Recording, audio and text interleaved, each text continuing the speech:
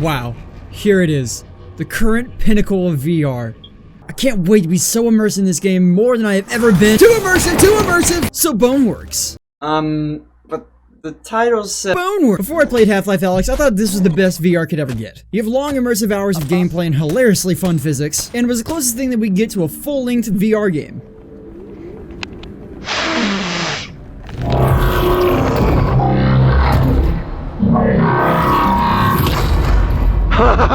Half-Life Alyx takes those expectations to a whole new level. Just by looking at the loading screen, I was already a kid in a candy store. It was the most beautiful and realistic rock I've ever seen in VR. God, these rocks! Good God. I can practically taste them! It gave me an idea of how the graphics were going to be even before getting into the game.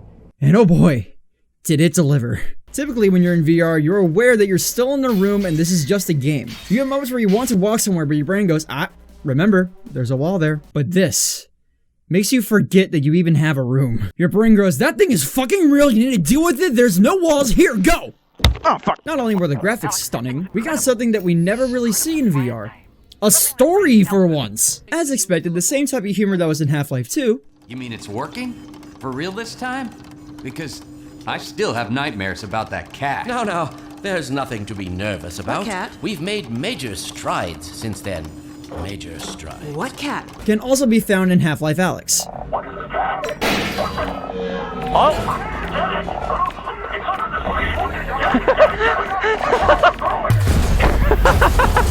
Now before we continue, you might be wondering, why is the border of the screen glowing, and why is there a dancing dude in the corner, and why is there sometimes, in the other corner, some kind of list pops up every now and then? Well, I will gladly have you know that when I was first playing this game, I decided to stream it all the way through. And some of the clips that are in this video are from those live streams. So whenever you see this layout, it means you're getting my genuine reaction when I played this game. If you ever want to see those reactions live, I stream every Tuesday and Thursday around 11 p.m. CST, and I would love to see you there. Feel free to come by sometime. I personally only played Half-Life 1 and Half-Life 2 like halfway through, pun intended. I have the attention span of a fly and I was rushing through to play the game so I could understand what happens in Half-Life Alyx. But for some reason, I just stopped. So when the game released, I need to know everything! This game does a great job on expanding the universe before Half-Life 2. And now that I'm a Half-Life expert, I can gladly say with maybe a little bias that VR works really well with how a Half-Life plays. I'm gonna say this now that we're starting to get a little bit of spoiler talk. It's hard to talk about why this game is so fantastic without giving a few things away.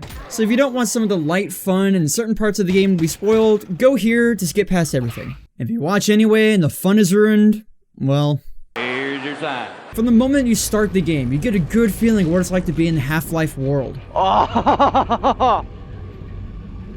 Oh my God! From the rooftop to City 17, to the destroyed quarantine zone, to the Zen-infested buildings, to the rocky underground, everything looks and feels like what you would think if someone brought up Half-Life, and you actually start feeling like Alyx herself.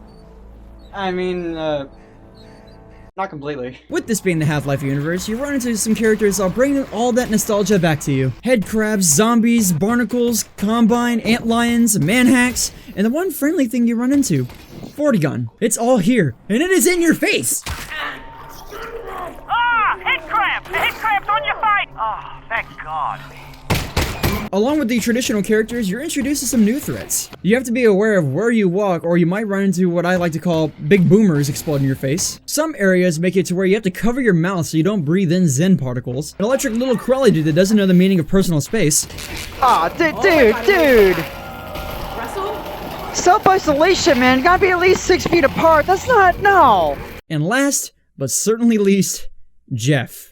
Hashtag fuck Jeff. To me personally, I love horror. I love the adrenaline rush of just getting a little bit of a spook and the fact that I have a monitor right in front of me that's a reminder that it's all just a game. But for the longest time, I've tried my best to avoid VR horror for as long as I can. Like I've said, everything is in your face, and it's the closest thing to real that you can get. Yeah, there's bits of the game that startle you a bit, but nothing has terrified me more than Jeff has. Who's Jeff? Oh, this adorable little thing. In this section, you're in a vodka distillery and he's the only enemy you have to deal with. He can't see, but he has damn good hearing. You have to do the classic throw something to the side and let him chase it tactic.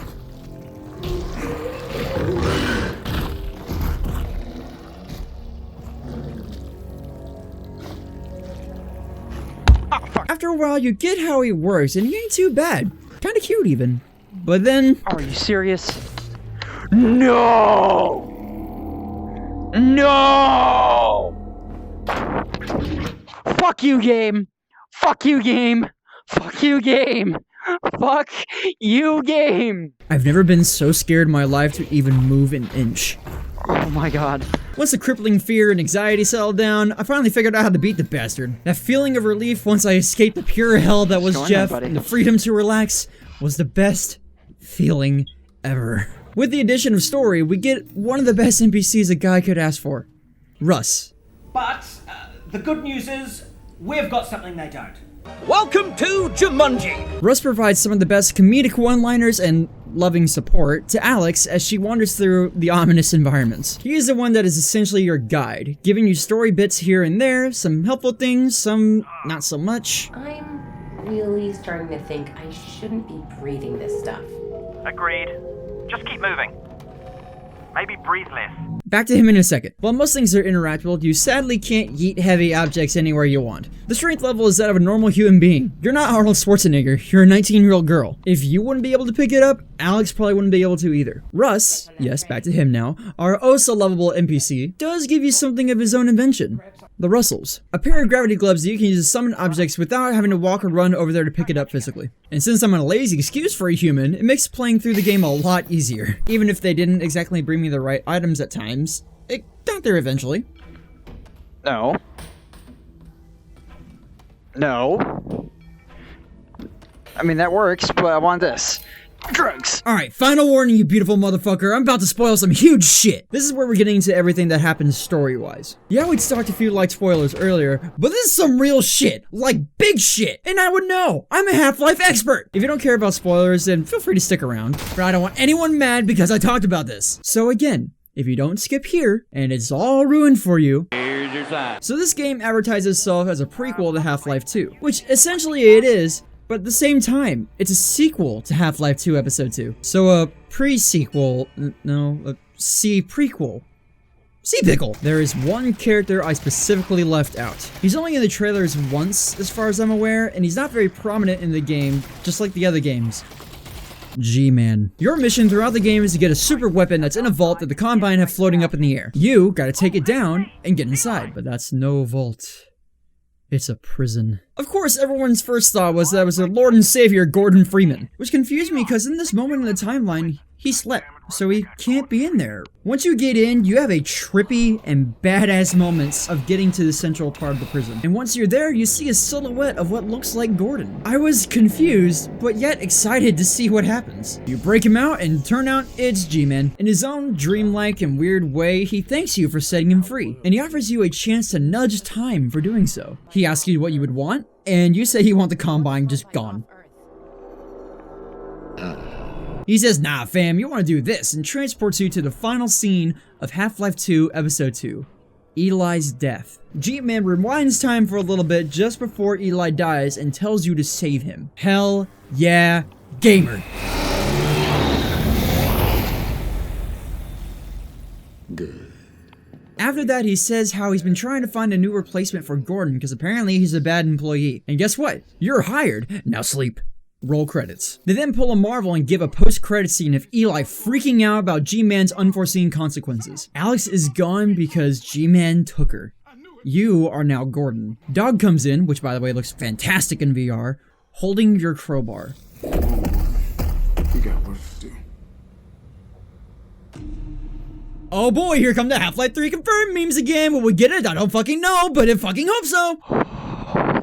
So anyway, this game blew me away. I mean, it got me to play the Half-Life games that I for some reason was avoiding for so long. I'm honestly not sure why I did, whether it was the graphics or just the overall dark tone that it presented that impacted my opinion on the series, because I learned about it when I was 9 and 9-year-old me was still afraid of anything that looked a hint spooky. This game, just by the teaser trailer itself, convinced my 9-year-old soul to give it a try, and now I'm slightly obsessed. Compared to other games that I played that I thought were the best, this definitely tops them. With its physics and story, it really got me immersed in the world it put me in, and no other VR game has even been close to doing that. Probably the closest to that would be Boneworks and Superhot. Yeah, they have cool mechanics that make them great as a game, but that's the thing. I felt like I was playing a game with those, not literally being there like Alyx does. Boneworks gave us an idea of what the future of VR could be like, and Alyx proved it. The real question is, what's next? Hey guys, Sandwich here. Thank you so much for watching. Now, like I said earlier, I want to remind you again, I do stream on Twitch. Links down in the description below. Also follow my other social medias, Twitter. About it. Also join the Discord so that way you can catch up on all things Sandwich and Sad Boys. And yeah, I will see you around. I'm gonna go this way now.